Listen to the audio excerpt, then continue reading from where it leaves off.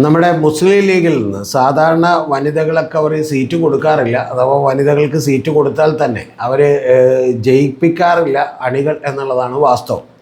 അതിൻ്റെ പ്രധാനപ്പെട്ട കാരണം മുസ്ലിം ലീഗിൻ്റെ ഏറ്റവും വലിയ സംഘടനയായിട്ടുള്ള സമസ്തക്കൊക്കെ തന്നെ ഈ സ്ത്രീകൾ പൊതുരംഗത്തേക്ക് വരുന്നതുമായി ബന്ധപ്പെട്ട് അത്ര വലിയ താല്പര്യമൊന്നുമില്ല.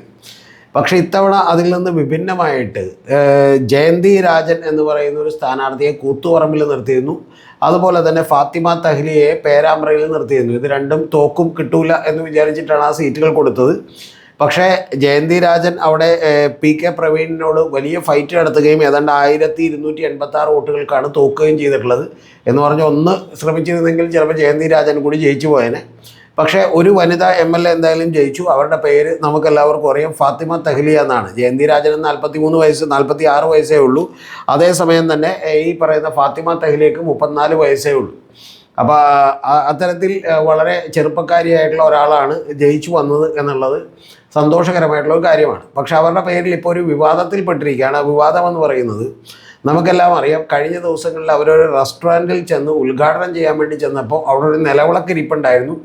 ആ നിലവിളക്ക് അവർ കൊളുത്തുകയാണ് ചെയ്തിട്ടുള്ളത്. അപ്പോൾ ഇസ്ലാം മതവിശ്വാസ പ്രകാരം ഈ നിലവിളക്ക് കൊളുത്താൻ പാടില്ല, മറ്റാരാധനാ രീതികളൊന്നും സ്വീകരിക്കാൻ പാടില്ല എന്നൊക്കെ ഉള്ളതാണ്. പക്ഷേ നമ്മളൊരു ബഹുസ്വര സമൂഹമാകുമ്പോൾ ഇതൊന്നും അത്ര വലിയ പ്രശ്നമാക്കേണ്ട ഒരു ആവശ്യമില്ല. പക്ഷേ നമുക്കറിയാം, നേരത്തെ തന്നെ ഇത് പലതവണ വിവാദമായിട്ടുള്ളതാണ് ഈ നിലവിളക്ക് എന്ന് പറയുന്ന ഒരു സാധനം. കാരണം അതുകൊണ്ട് തന്നെ പണ്ട് നമ്മുടെ PK അബ്ദുൾ റബ്ബ് തന്നെ നിലവിളക്ക് കൊളുത്താൻ വിസമ്മതിച്ചിരുന്നു എന്നുള്ളത് നമുക്കറിയാം. അതിനുശേഷം ഈ അടുത്തിടെ മമ്മൂട്ടി നിലവിളക്ക് കൊളുത്തുകയും അദ്ദേഹം പ്രകാശം പരക്കട്ടെ എന്ന് പറയുകയൊക്കെ ചെയ്തു. കാരണം മമ്മൂട്ടിയെ സംബന്ധിച്ച് ഈ PK അബ്ദുൾ റബ്ബിനേക്കാൾ ആവശ്യമുണ്ട് നിലവിളക്ക് കൊളുത്തേണ്ടത്. അതിൻ്റെ കാര്യം എന്താണെന്ന് വെച്ചാൽ അദ്ദേഹത്തിന് സർവ്വ മതക്കാരുടെയും തന്നെ സപ്പോർട്ട് വേണം, എങ്കിലേ ബോക്സ് ഓഫീസിൽ ഹിറ്റടിക്കാൻ പറ്റൂ ഓരോ സിനിമയും എന്ന് പുള്ളിക്ക് നന്നായിട്ട് അറിയാം. അതുകൊണ്ട് അത്തരത്തിലുള്ള ചില വിട്ടുവീഴ്ചകളൊക്കെ അവരൊക്കെ ചെയ്യും എന്നുള്ളത് നമുക്കറിയാം. അല്ലെങ്കിൽ മമ്മൂട്ടി കുറേ കൂടി പ്രോഗ്രസീവായ നിലപാടെടുക്കുന്ന ഒരാൾ കൂടിയാണ്. പക്ഷേ എങ്കിൽ പോലും ഈ ഒരു കാര്യം കൂടി അതിൻ്റെ പിന്നിലൊരു ഫാക്റ്റാണ് എന്നുള്ളത്, ഫാക്ടറുമാണ് എന്നുള്ളതാണ് ഞാൻ നിങ്ങളോട് പറഞ്ഞു വെച്ചത്.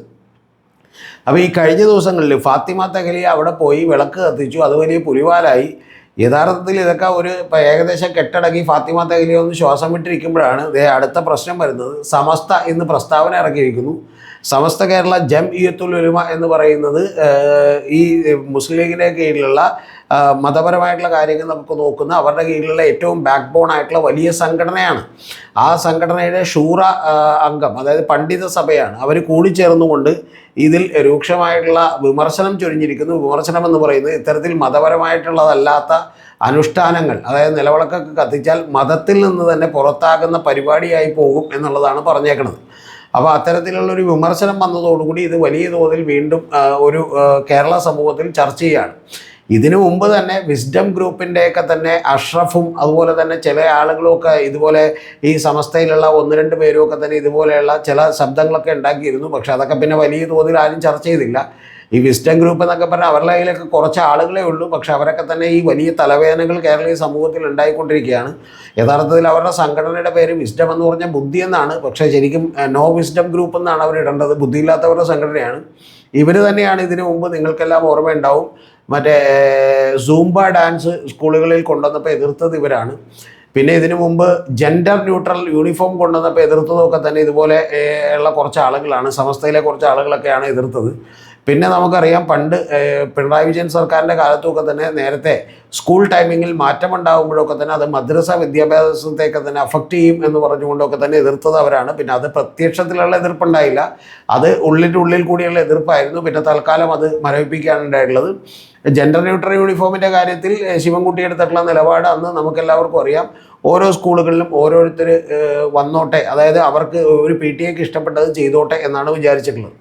അപ്പോൾ എന്താണെങ്കിലും ഇതൊക്കെ തന്നെ വിഷയമാകുന്നതിൻ്റെ പിന്നിൽ അടിസ്ഥാനപരമായിട്ടുള്ള കാരണം ഇവിടെ ജാതീയമായി മതപരമായിട്ടൊക്കെ തന്നെ ആളുകളെ വിഭജിച്ചുകൊണ്ട് പല രാഷ്ട്രീയ കക്ഷികൾക്കും വളരാനും ആ വളർന്ന് അധികാരം പിടിക്കാനുമുള്ള വഴിയാണ് എന്നുള്ളത് നിങ്ങൾ മനസ്സിലാക്കണം. അതിനു വേണ്ടിയിട്ടാണ് ഇത്തരത്തിലുള്ള വലിയ തർക്കങ്ങളൊക്കെ തന്നെ ഉണ്ടായിക്കൊണ്ടിരിക്കുന്നത്. അല്ലെങ്കിൽ ഇതൊന്നും ഒരു ആവശ്യമുള്ള കാര്യമല്ല. ഇനിയിപ്പോൾ നിലവിളക്ക് കൊളുത്താൻ പറ്റിയില്ലെങ്കിലും കുഴപ്പമില്ല, കൊളുത്തിയാലും കുഴപ്പമില്ല. കൊളുത്തിയാൽ നല്ലത്. ഇനി കൊളുത്താൻ പറ്റിയില്ലെങ്കിൽ ഇത് പബ്ലിക്കായി അവിടെ വരുന്നതിന് മുമ്പ് ചോദിക്കുക, വരുന്നവരോട് ചോദിക്കുക, ഉദ്ഘാടനത്തിന് വിളിക്കാൻ വരുമ്പോൾ എന്താണ് ഉള്ളത് എന്ന് ചോദിക്കുക. അപ്പം നിലവിളക്കുണ്ട്, അപ്പം നിലവിളക്ക് നമുക്ക് പറ്റൂല, പകരം ഒരു കാര്യം ചെയ്യാം, ഞാൻ വേണമെങ്കിൽ നാട മുറിക്കാം, അല്ലെങ്കിൽ സ്വിച്ച് ഇട്ടിട്ട് എന്ത് ചെയ്യാം, ലൈറ്റ് കത്തിക്കാം എന്ന് പറയുക. ആ പ്രശ്നം തീരും. കാരണം അവർ രണ്ടുപേരും മാത്രം അറിയുന്നുള്ളൂ. ഇത് പൊതുജന സമക്ഷത്തേക്കൊന്നും വരുന്നില്ല. ഇത് പൊതുജന സമക്ഷത്തേക്ക് വരുമ്പോഴുള്ള പ്രശ്നം എന്താണെന്ന് വെച്ചിട്ടുണ്ടെങ്കിൽ, ഒരു സൈഡിൽ ഈ വാർത്ത വരുമ്പോൾ യഥാർത്ഥത്തിൽ ഏറ്റവും കൂടുതൽ സന്തോഷിക്കുന്നത് തീവ്ര ഇസ്ലാമിസ്റ്റ്, പൊളിറ്റിക്കൽ ഇസ്ലാമിസ്റ്റ് നിലപാടുള്ള ആളുകളൊക്കെ തന്നെ സന്തോഷിക്കും. കാരണം അവരുടെ ഒപ്പം ആൾ കൂടും. രണ്ടാമത്തത് നേരെ തിരിച്ച് ഇതിൻ്റെ പുറകിൽ ഈ പറയുന്ന പോലെ പ്രോ സംഘപരിവാറിൻ്റെ ഒപ്പം ആൾ കൂടും. അങ്ങനെ ഒരു വിഭജനം ഉണ്ടാക്കും. ലോകത്തെവിടെയും ഇത്തരത്തിലുള്ള പ്രശ്നങ്ങളൊക്കെ തന്നെ വലിയ വിഷയങ്ങളായി മാറിയിട്ടുള്ളത് ഇത്തരത്തിലുള്ള വിഭജനങ്ങൾ ഉണ്ടാക്കി പകരം രാഷ്ട്രീയ അധികാരം പിടിക്കാൻ വേണ്ടിയിട്ട് മാത്രമാണ്. അല്ലാതെ അവർക്ക് ഏതെങ്കിലും മതത്തോടോ ജാതിയോടോ ഒന്നും ഒരു വെറുപ്പുണ്ടായിട്ടുള്ളതല്ല. ഇപ്പം ഇനി ഇതൊന്നുമില്ലെങ്കിൽ ഇപ്പം അമേരിക്കയിലെ കാണുന്ന പോലെ വൈറ്റ്സും ബ്ലാക്കും തമ്മിലുള്ള ഒരു വിവേചനം ഉണ്ടാക്കും.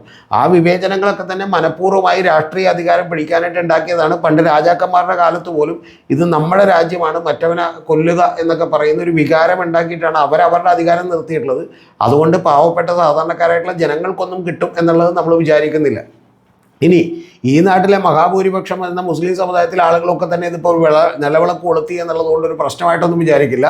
പക്ഷേ ഇതുപോലെയുള്ള വളരെ യാഥാസ്ഥിതിക മെൻറ്റാലിറ്റിയുള്ള കുറച്ച് പേർക്കാണ് പ്രശ്നം എന്നുള്ളത് നമുക്കെല്ലാവർക്കും അറിയാം.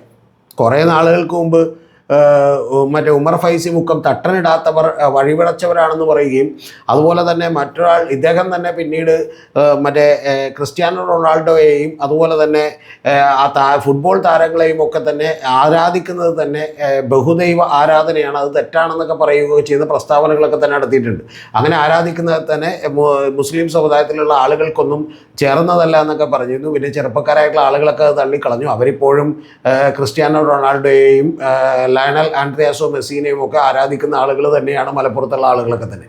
അപ്പോൾ അതുകൊണ്ട് ഇവരൊന്നും പറയുന്നത് അങ്ങനെ വലുതായിട്ട് ജനം കേൾക്കാത്തതുകൊണ്ട് വലിയ കുഴപ്പമില്ല. പിന്നെ ഇതിനിടയിലുള്ള ഒരു വലിയ പ്രശ്നം എന്ന് പറയുന്നത്, അത് സാധാരണക്കാർക്ക് അറിയാത്തൊരു കാര്യം, ഈ മതവിഭാഗത്തിനകത്ത് തന്നെ നിരവധി സെഗ്മെൻറ്റുകളുണ്ട് എന്നുള്ളതാണ്. ഇപ്പോൾ മുജാഹിദുകളുണ്ട്, അതുപോലെ തന്നെ സമസ്തയിലെ ആളുകളുണ്ട്, അതുപോലെ തന്നെ സുന്നികളുണ്ട്, ഷിയകളുണ്ട്. ഇതൊന്നും കൂടാതെ അതിനകത്ത് തന്നെ പല സെപ്പറേറ്റ് വിഭാഗങ്ങളുണ്ട്. ഇപ്പോൾ ഉദാഹരണത്തിന് ജമാഅത്തെ ഇസ്ലാമിയുടെ കാൻഡിഡേറ്റാണ് ഈ പറയുന്ന ഫാത്തിമ തഹ്ലിയ എന്ന് പറയുന്ന ഒരു ആരോപണം കോഴിക്കോട് സൗത്തിൽ മത്സരിച്ചിരുന്ന അഹമ്മദ് ദേവർകോവിൽ ഉന്നയിച്ചിരുന്നു. അദ്ദേഹം INLൻ്റെ കാൻഡിഡേറ്റ് ആയിരുന്നു. അപ്പോൾ അത്തരത്തിൽ ഇവരങ്ങനെ ഒരു കാൻഡിഡേറ്റ് ആണെന്ന് പറയുന്ന തോന്നൽ ഉണ്ടെങ്കിൽ തന്നെ സമസ്തയിലെ നിരവധി ആളുകൾക്ക്, വലിയൊരു വിഭാഗത്തിന് തന്നെ ഈ ജമാഅത്തെ ഇസ്ലാമിക്കാരോടൊന്നും താല്പര്യമില്ല. അപ്പോൾ അതുകൊണ്ട് തന്നെ അത്തരത്തിലുള്ള ചില പ്രശ്നങ്ങളൊക്കെ ഇതിനകത്ത് അടങ്ങിയിട്ടുണ്ട് എന്നുള്ളതാണ് വാസ്തവം. അതുകൊണ്ട് എന്താണെങ്കിലും ശരി, ഈ നിലവിളക്ക് കൊളുത്തിയതിൻ്റെ പേരിലൊക്കെ പ്രശ്നമുണ്ടാക്കുകയും മതത്തിൽ നിന്ന് പുറത്താകേണ്ടി വരും അല്ലെങ്കിൽ പുറത്തു പോകേണ്ടി വരും ഇങ്ങനെയെന്നൊക്കെ പറയുകയൊക്കെ ചെയ്യുമ്പോൾ അത് കൂടുതൽ നമ്മുടെ ഒരു ബഹുസ്വര സമൂഹത്തിൽ കൂടുതൽ പ്രശ്നങ്ങൾ ഉണ്ടാക്കാൻ മാത്രമേ സഹായിക്കുള്ളൂ. അതുകൊണ്ട് എനിക്ക് ഫാത്തിമ തഹ്ലിയോടും നിങ്ങളോടൊക്കെ പറയാനുള്ളത്, ആദ്യം എന്നെ ഒരാൾ ഉദ്ഘാടിക്കാൻ വരുമ്പോഴത്തേക്കും ചോദിക്കുക, ഉദ്ഘാടനത്തിന് എങ്ങനെയാണ് വിളക്കുണ്ടാവുമെന്ന് പറയുമ്പോൾ വിളക്ക് പറ്റില്ല, ഞാൻ വേണമെങ്കിൽ നാട മുറിക്കാം, അല്ലെങ്കിൽ ഞാൻ എന്ത് ചെയ്യാം, വേണമെങ്കിൽ സ്വിച്ചിട്ട് ബൾബ് കത്തിക്കാം, അല്ലാതെ നിലവിളക്ക് കൊളുത്താൻ പറ്റില്ല എന്നുള്ളത് പറയുക.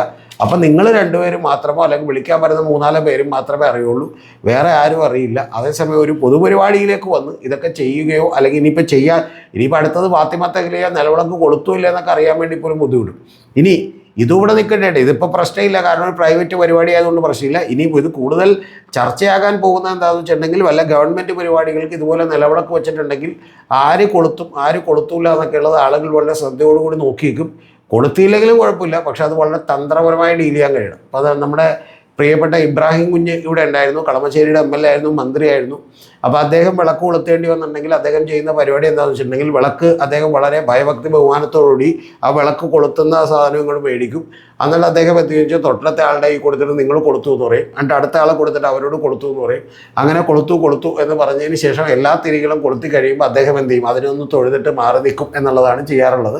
അപ്പോൾ അത്ര തന്ത്രപരമായും വേണമെങ്കിൽ നമുക്കിത് ഡീൽ ചെയ്യാം. അല്ലെങ്കിൽ ഉദ്ഘാടനത്തിനൊക്കെ ആണെങ്കിൽ വരുമ്പോൾ അവരോട് ചോദിക്കുക, ഞാൻ വേണമെങ്കിൽ സ്വിച്ചിട്ട് ബൾബ് കത്തിക്കാം, അല്ലാതെ നിലവിളക്ക് എന്ത് ചെയ്യില്ല, കൊളുത്തൂല്ല എന്ന് പറയുന്നതായിരിക്കും കുറച്ചുകൂടി നല്ലത്. അപ്പോൾ ഈ നാട്ടിൽ ഇതൊന്നും ചർച്ചയാകാതിരുന്നാൽ അത്രയും നല്ലത് എന്നാണ് എനിക്ക് പ്രിയപ്പെട്ട ഫാത്തിമ തഹ്ലിയോട് പറയാനുള്ളത്.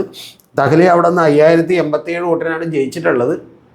അപ്പോൾ ഫാത്തിമ അടുത്ത തവണ അവിടെ വലിയ തോതിൽ ജയിക്കണമെങ്കിൽ, ഫാത്തിമയെ സംബന്ധിച്ച് 2 വിവാദങ്ങളായി. ഒന്ന് സ്വന്തം കാറ് മേടിച്ചതിൻ്റെ ഒരു വിവാദം, ഇപ്പോൾ രണ്ടാമത്തേത് ഈ പറയുന്ന വിവാദം. കാറ് മേടിച്ചതൊന്നും കുഴപ്പമില്ല, ആളുകൾ വലിയ മൈൻഡ് ചെയ്യില്ല. പക്ഷേ ഈ വിവാദങ്ങളൊക്കെ തലവേദനയാണ്. പേരാമ്പ്രയിൽ TP രാമകൃഷ്ണനെയാണ് തോൽപ്പിച്ചത്. ആ തോൽപ്പിക്കുന്നതിന് മുമ്പ് തന്നെ അവിടെ കൗമിൻ്റെ കുഞ്ഞാണ് എന്നൊക്കെ പറയുന്ന, നമ്മുടെ കുട്ടിയാണ് എന്ന് പറയുന്ന പ്രചരണമൊക്കെ ഉണ്ടായിരുന്നു എന്ന് CPM വലിയ മൈക്ക് വെച്ച് വിളിച്ചു പറയുകയും അത് തന്നെ വലിയ വിവാദമാവുകയും മതപരമായിട്ടുള്ള ചില പ്രചരണങ്ങളൊക്കെ അവിടെ നടന്നു എന്നുള്ള ആരോപണങ്ങളൊക്കെ ഉണ്ടാവുകയും ചെയ്തതാണ്. അപ്പോൾ അതുകൊണ്ട് ഇനിയിപ്പോൾ അതൊക്കെ അവിടെ ഉണ്ടായി, എന്തായാലും തിരഞ്ഞെടുപ്പ് കഴിഞ്ഞു, ജയിച്ചു, അത്രയും പ്രശ്നങ്ങളൊക്കെ കഴിഞ്ഞു. ഇനിയെങ്കിലും ഈ പറയുന്ന വിഭാഗീയതയുടെ പ്രശ്നങ്ങൾ ഉണ്ടാകാതിരിക്കട്ടെ, അതിനെല്ലാവരും ശ്രദ്ധിക്കുന്നത് നല്ലതാണ് എന്നുള്ളതാണ് എനിക്ക് ഫാത്തിമ തെഹ്ലിയോടക്കം പറയാനുള്ളത്.